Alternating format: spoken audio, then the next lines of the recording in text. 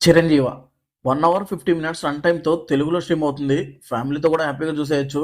'Jabardasth' fame అదిరే అభి ఈ సినిమాని direct చేశారు.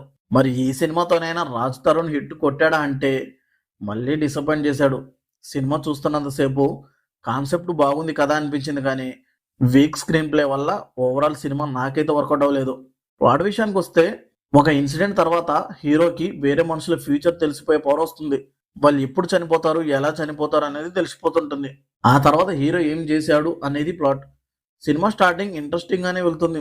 హీరో ఇంట్రడక్షన్ సీన్స్, పవర్స్ రావడం, లవ్ స్టోరీ, మధ్య మధ్యలో వచ్చే కామెడీ సీన్స్ తో సినిమా ఫాస్ట్ గానే వెళ్తుంది. కానీ వెళ్ళే కొద్దీ సినిమా బోరింగ్ గా ఉంటుంది.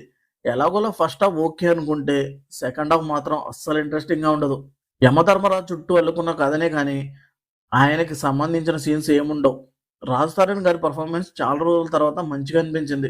ఈ సినిమాలో అంబులెన్స్ డ్రైవర్ రోల్ ఎనర్జెటిక్ గా మంచి పర్ఫార్మెన్స్ అయితే ఇచ్చారు. సినిమాలో ఉన్న కాన్సెప్ట్ బాగున్నా స్క్రీన్ ప్లే వీక్ గా ఉండడం, కామెడీ వర్కౌట్ అవ్వకపోవడం వల్ల సినిమా చూస్తున్నంతసేపు బోరింగ్ గానే ఉంటుంది. అదిరే అభి డైరెక్షన్ పరంగా ఫెయిల్ అయినా ఆయనలో ఉన్న టాలెంట్ ని కొన్ని సీన్స్ లో బాగా చూపించారు. తెలంగాణలో యముడి దేవాలయం గురించి బస్సుని విధి వెంటాడిన సీన్ ని చాలా బాగా చూపించారు. ఇంకొంచెం జాగ్రత్త పడి ఉంటే డైరెక్షన్ పరంగా కంప్లీట్ గా సక్సెస్ అయ్యేవారు. ఫైనల్‌గా ఈ 'చిరంజీవి' సినిమా నాకైతే వర్కౌట్ అవ్వలేదు. మీరు చూసి మీకెలా అనిపించిందో కామెంట్ చేయండి. ఈ రివ్యూ మీకు నచ్చితే లైక్ చేయండి. మళ్ళీ నెక్స్ట్ వీడియోతో కలుద్దాం. Thank you for watching.